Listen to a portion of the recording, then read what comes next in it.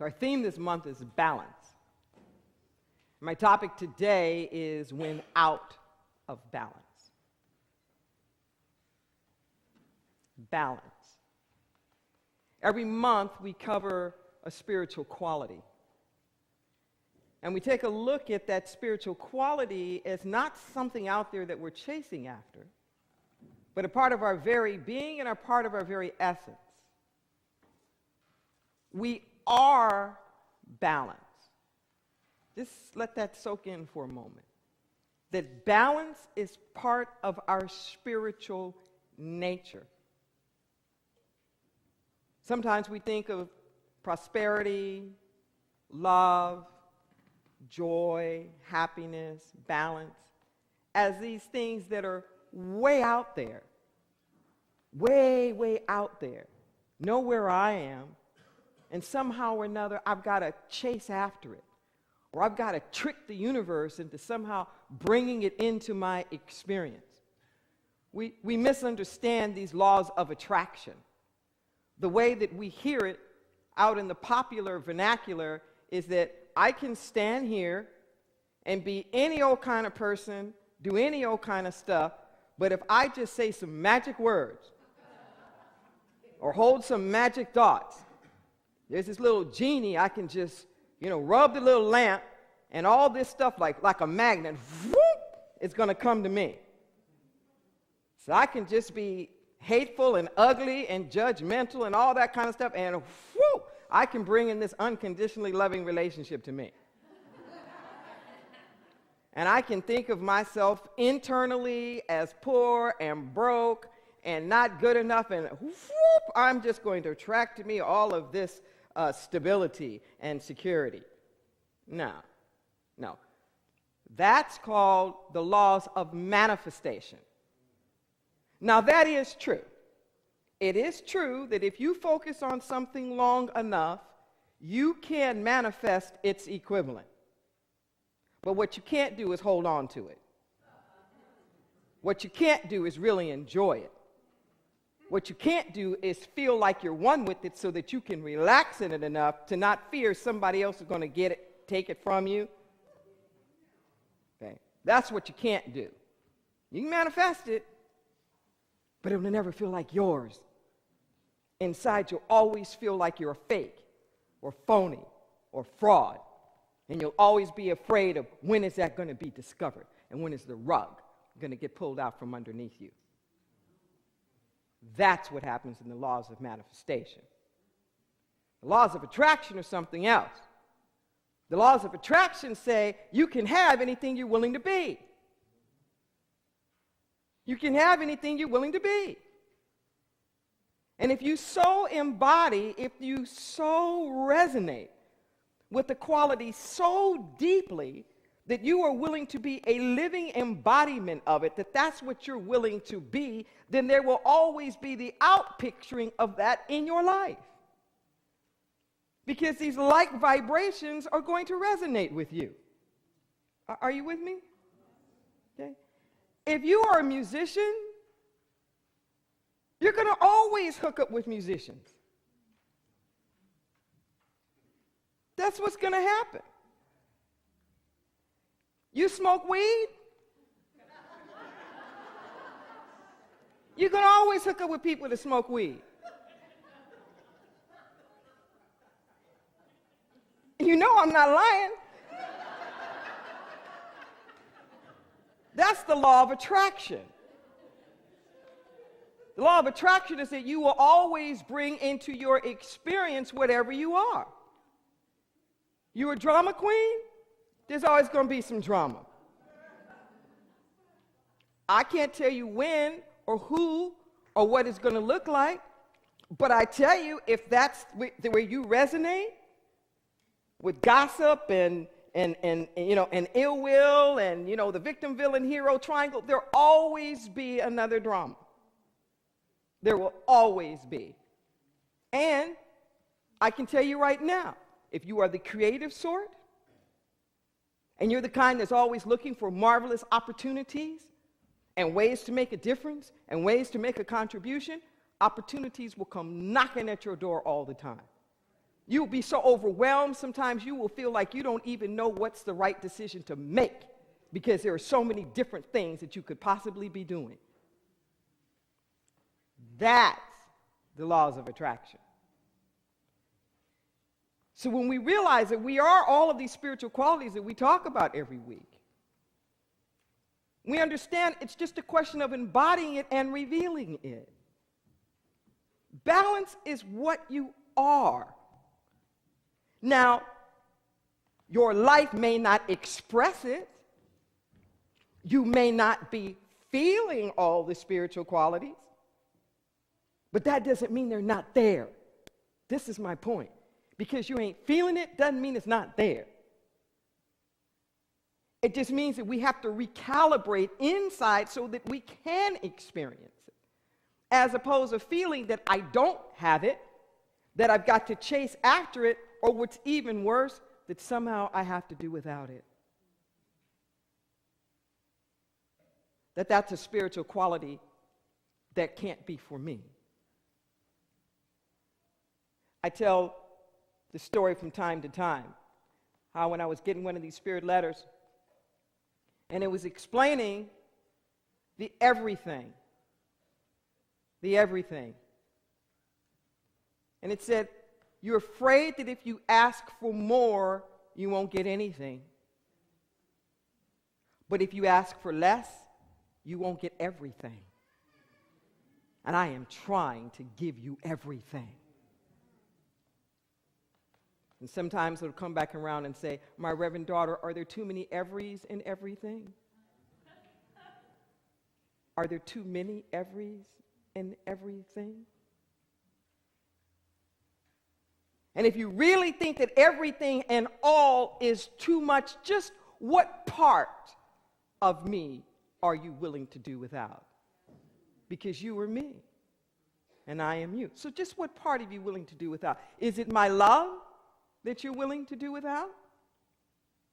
Is it my joy, my peace, my creativity, my balance, my trust, my truth, my clarity, my courage, my strength, my integrity? Just what exactly are you prepared to live without? And I had to sit there and I say, none of it. I said, then everything it shall be. Breathe that in. Then everything it shall be. We are naturally balanced. That's who we are. We get out of balance when we allow other things that are not our highest and truest nature to become the focal point of our attention. We just get off, that's all. But that's the human condition. We are constantly in a state of getting back on. I want you to catch that. That is our life journey. Our life journey is a continuous, daily coming back to balance. That is a continuous, daily process. There's always these correcting measures that are happening within us. If you do something as simple as get a paper cut on your baby finger, your body is going to try to do everything that it can to bring that cut back into a place of healing. Yes? We have the fires, these terrific fires that have been going on in our area. Now new set that started up in the Santa Cruz Mountains. You know, they were down in Big Sur, and our prayers continue to go out to everybody who's anyway affected in that. And yet what we know are two things. There are some seeds that are so far deep within the earth that they will only unleash with that much heat. It's called succession. That there's a built-in process. and that fire is actually natural to the forest. That even if human beings didn't start them like most of these have been, there's such a thing as lightning and things that will happen that is a naturally part of the deforestation to make sure that there's not overgrowth.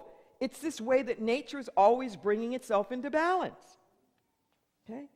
The other thing that we know is that it doesn't matter how much devastation there has been, there's always going to be new growth because life will not be denied. To me, it's always the most fascinating thing.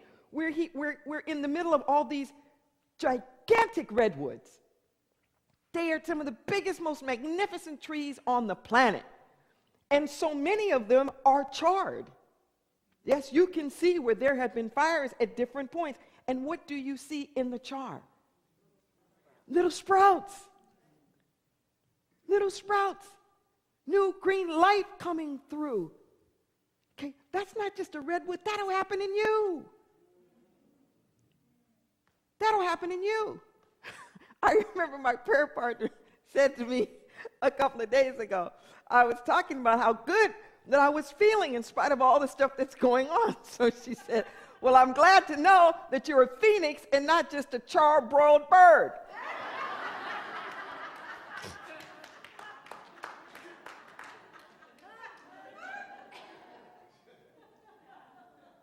Everything's always coming into balance. I don't care how far off you are. You could be drunk. You could be overdosing. And your body and everything is still going to try to bring you back to balance. Even if it means you got to throw up and puke. I'm not saying coming back to balance looks pretty. All I'm saying is that it happens. Even in your life and even in your homes, coming back to balance may mean forgiveness. May mean you've got to drop some stuff. Maybe it means you've got to get off your self-righteousness. It may mean all of that, but something is always trying to bring you back to balance. Always. I remember telling the story here not too long ago about this conversation I had when I lived back in Los Angeles, where this guy, this active intravenous drug user, is trying to argue with me about God and to convince me that there's no God. And that he doesn't believe in faith. And that's just, all for the, maladjusted. He called me maladjusted. People who can't deal with reality. He's telling me I can't deal with reality, right? And he's shooting up all the time. So I finally told him one day, I said, you know what, brother? I said, you've got way, way more faith than I do. Now, what you talking about? I said, you actually believe that you can shoot up, pass out for a few days, wake up, that in that 3 days, something's going to repair you, restore you, bring you back to balance, so you can do that crazy stuff all over again. I said, you really believe that? I said, I ain't got that much faith. I'm afraid I'm going to die. So whatever this is you say ain't out there, you sure believe in it and a whole lot more than I do. To come and save your behind, and I didn't exactly say behind. There is something that's always trying to bring us to balance. Okay? And whatever is true on the individual level, it is also true on the collective level. There aren't different laws. The same things that are true in our body temple, that are true in nature, the same things are true in our body politic, in our financial body. There's always something that's trying to come back into balance. When things are off, something's always trying to come back and to correct. That is the nature of things. Just breathe that in for a moment. Don't get mad when you see that things are off balance. You can't heal what you don't feel. Don't get mad. my prayer always is what needs to be healed is revealed. What needs to be healed is revealed. There's just too much stuff going on for me to be on top of everything all the time. You know what I mean? There just is. And I don't have time for all that. And it's just God always reveal what needs to be healed. I used to do this, not I used to, but I still do it in my consulting practice. I do it here at Inner Light. And I want to make a confession. Just pause for a moment, make a little confession. Because that's so much my prayer, what needs to be healed is revealed. I apologize for not acknowledging a lot of times all the good stuff that's going on. Okay? I apologize for that. Because I'm so into what needs to be healed is revealed, and putting my prayer attention there and making sure that things are coming back into wholeness and things are coming back into balance, that sometimes the things that are already whole and in perfect balance, I am not consciously acknowledging. Okay, so forgive me for that, all right? And I know none of you know what I'm talking about. But I'm trying to do better. I'm definitely trying to do better. Our body politic. There's a lot of drama going on right now. Okay? As we're coming near this 2016 voting day, election day, there's a lot of drama going on. And we can see how out of balance we are. Yes? But this is good news. Okay? 8 years ago, when we were electing Barack Obama, we went into some deep-seated denial about just how out of balance this nation was. And all that talk about us being a post-racist society because we elected a black man. I'm just saying.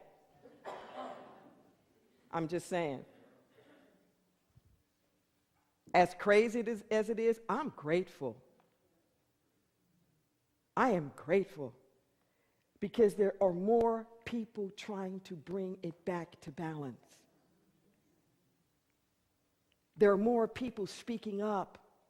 There are more people who have vision. There are more people trying to find common ground.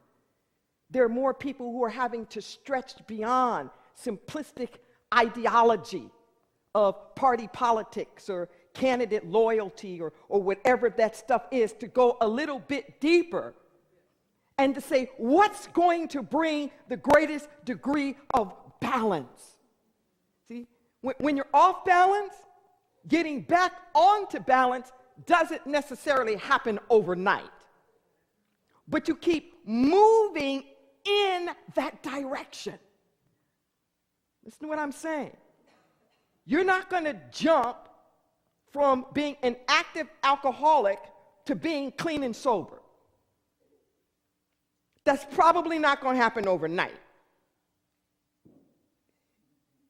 If you've been suffering from some body condition, you can get better and you can walk and you can pick up your bed and walk. It just may not happen overnight. It may happen faster than everybody else, but it still may not happen overnight. If you've been estranged from your family, or there's been all kind of dynamics or whatnot that have been going on, yes, your family can heal, but it may not happen by this Christmas.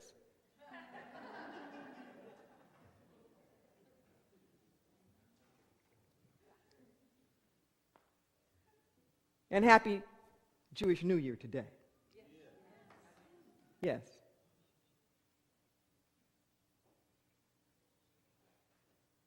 We got to get beyond the quick fix and move towards the balance. So yes, I'm going to talk about voting. And I am going to talk about voting until the election comes.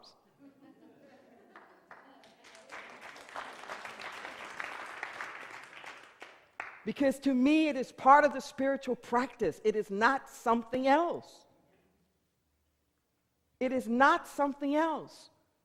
We are all in this society. We are all part of it. It can't be just these folks are out of balance. I'm talking about oneness here. That is no othering. There is no othering. I am talking about everybody showing up. Contrary to popular belief, democracy is not about winning. Democracy is not about winning. Democracy is about choosing. Democracy is about civil discourse. Democracy is about a coming together from divergent perspectives with the idea that the more angles and views that you can come from, the better idea can come out of it.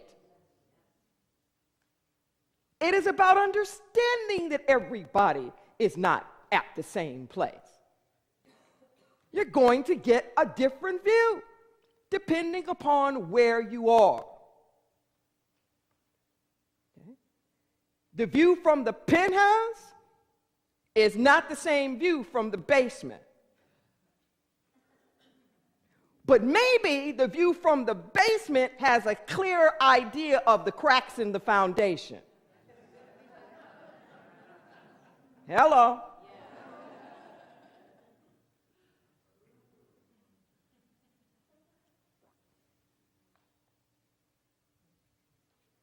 Even in your own house. Something as simple as the top of my refrigerator. I'm only so tall. So I can't see the top of my refrigerator. And it isn't until I get on a stool. And I can see it's dirty up there. I mean, like really dirty. And then I wonder, when my tall friends come to the house,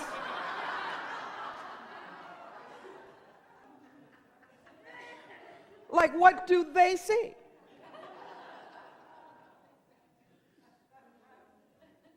You notice when you have infants and toddlers, you're more concerned about what's going on at the bottom, right?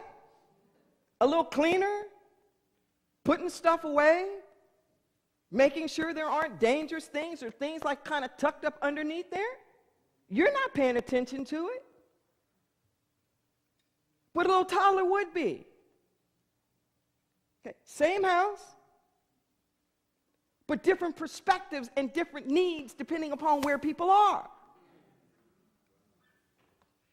So there's some people who can see up above the refrigerator, and everybody else like, I don't see no dirt. My house is clean. Well, yeah, but you can't see that dirt. You can't see the stuff up underneath there because you're busy shining all the stuff you got control over. But there's stuff in my life, from my view and my purview, that you can't see. And don't deny it because you can't see it. Listen. Listen. If we all listen, we can bring things more into balance. And I'm not just talking about a candidate. Maybe more so than ever, the two platforms of the two parties that are running are as clearly divergent as they have ever been. I mean, really, really different ideas about global warming and energy, about immigration, about pro-choice, about marriage equality and LGBT rights, about public education, about the economy and what it takes to stimulate the economy. I can go on and on and on. I mean, really different views.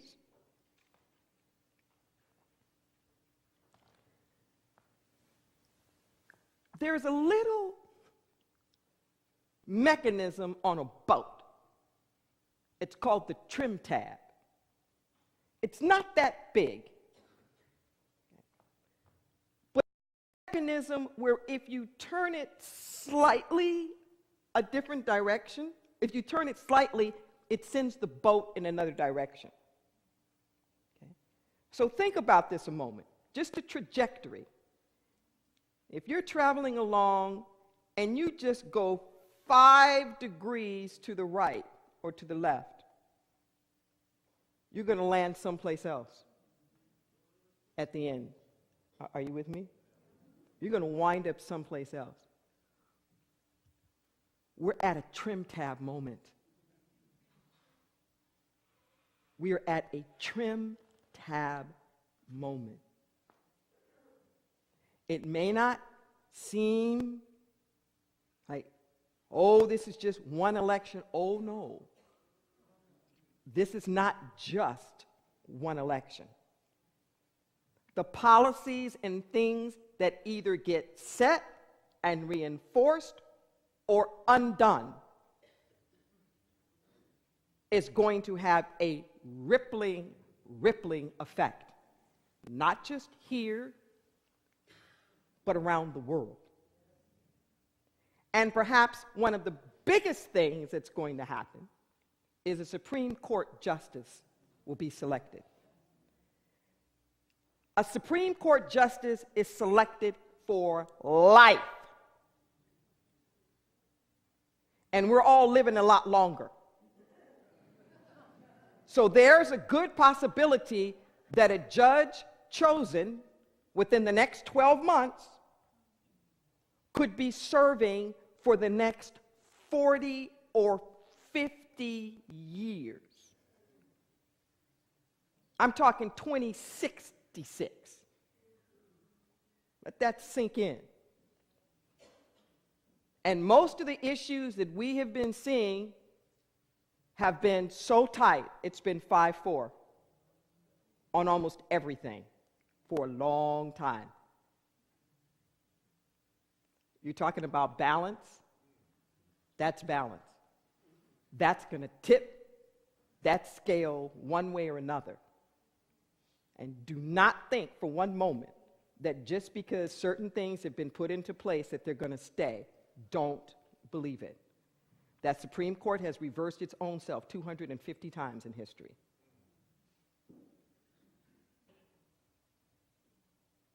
Balance. We're all a part of this. We are all a part of this. Vote.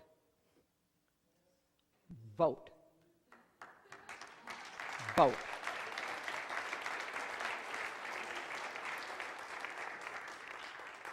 Vote. Vote. Have any of you ever been in a situation in your life where there were decisions that had to be made, and you didn't particularly like the decisions, but a decision had to be made? Have you ever been in that situation? Yes? Have you ever been in that position with a family, or perhaps in parenting, or on a job, where you really didn't like your options? You really didn't like those options. Okay. But a choice had to be made between those options. Are you with me? You ever been there? Okay. Where you didn't have the luxury of sitting back and not making the decision. Where you just didn't have the luxury of doing that. And I contend that whereas you might have the right to do that, I don't think anybody has the privilege to do that. Now, that may sound very judgmental, but I tell you where I'm coming from a spiritual standpoint. Non-voting is a vote. Not voting is a vote. I want you to really catch that. There's no such thing as not ever making a decision. In your own life, in those moments when you refuse to make a decision was still being made, yes? Indecision and not deciding is a decision. It is a decision. You're still voting. That's still a vote. And here's what happens from a spiritual standpoint. Remember I started talking about the laws of attraction in the beginning? And if you're really that principled as to be challenged by this election, then I think you, more so than anybody, need to vote. That energy and that desire that you have to see things go in a certain kind of direction, get in with it. Get in with it. Step onto it. Then you can have some accountability because you got some skin in the game. You can hold people accountable if you are part of it. If you're part of the manifestation of something, you are part of it.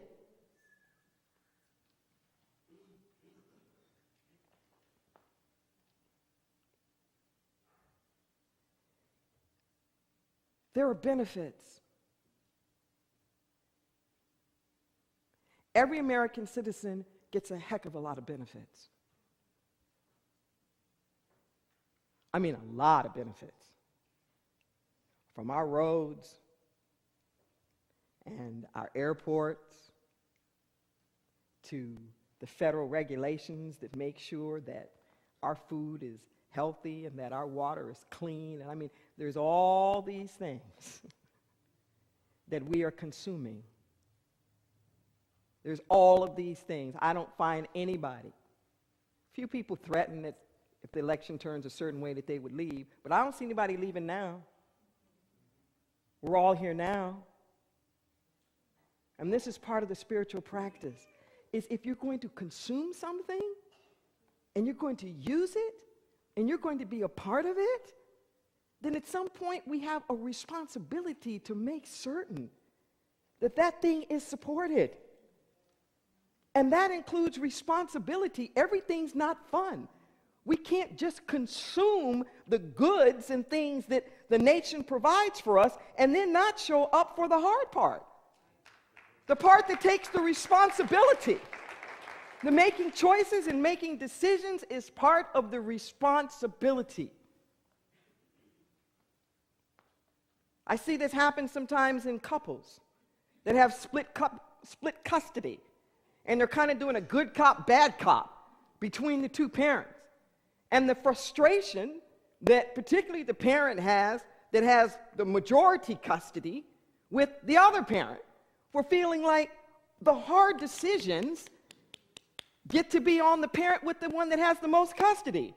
And the other one gets to be the Disneyland parent. Okay? Don't be the Disneyland citizen. Don't be the Disneyland citizen that wants to extricate yourself from everybody else.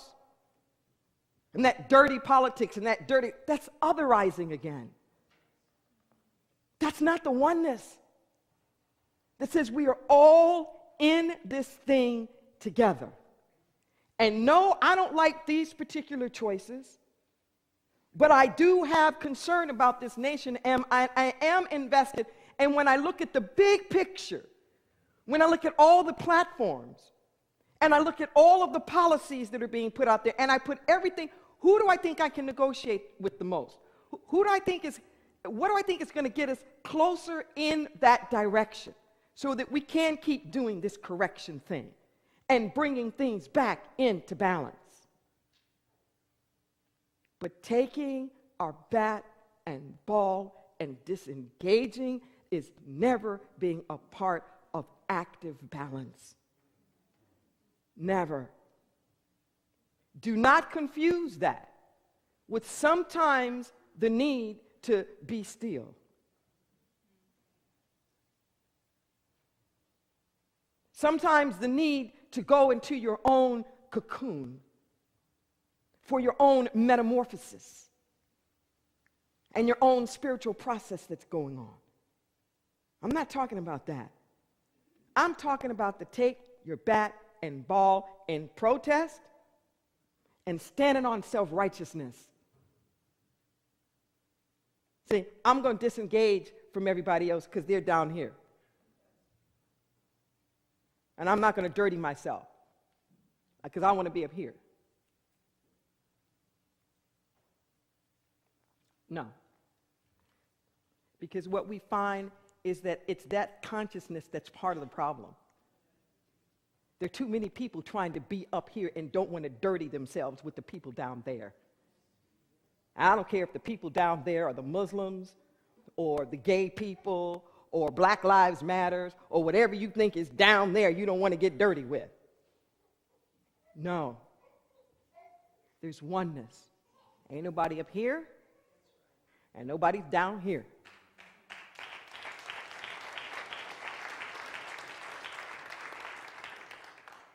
We stay in the game.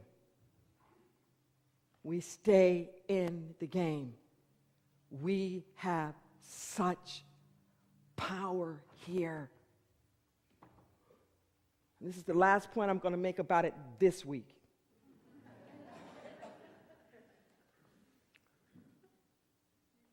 We have an unprecedented military power. Never in humanity has there been anything like what the United States has amassed. 45% of all world expenditures on military is us.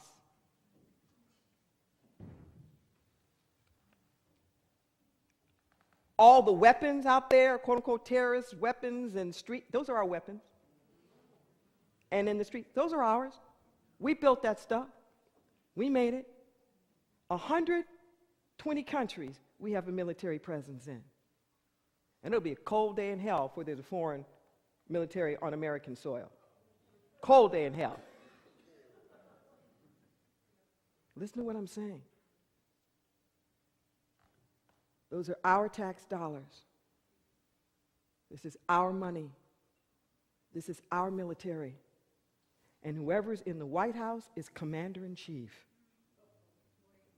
who has control over the biggest, most technologically, most widespread military arsenal in the world's history. And we've already proven what we can do. We've dropped 2 atomic bombs. The rest of the world is pleading with us to be responsible. They don't have the right to vote, because if they could, oh baby, they would vote. The rest of the world will be running to the polls on our behalf if they could, but they can't. And they're turning to all of us and saying, what are you doing? What are you doing? It reminds me of that little poem about the environment, where it's 7 generations forward looking back. And they were asking us, this generation, what were you doing when the house was burning? Like, what were you doing? When the history books are written, can you go to sleep? At this trim tab moment, knowing that you did whatever you could to at least keep the trajectory going in a certain direction, even if it wasn't exactly what you wanted. Another word for that is balance. Is balance. When it's out of balance, are you doing whatever you can to move it towards balance? Is that what we're trying to do. Now, the comfort that I take in this is that I know that the universe always moves towards balance. And that if we don't take the actions ourselves, life will make it happen. Life will make it happen. But you know what? Drama's optional. Drama's optional. We don't have to fall to our knees. We don't have to have the rest of the world turn on us. I mean, we don't have to do all that stuff. We don't. We can wake up. We can stand in our power. We can choose to bring balance into our lives and into our society. It's already there. We just got to choose it and be it. Yes? Let us breathe. Let us pray.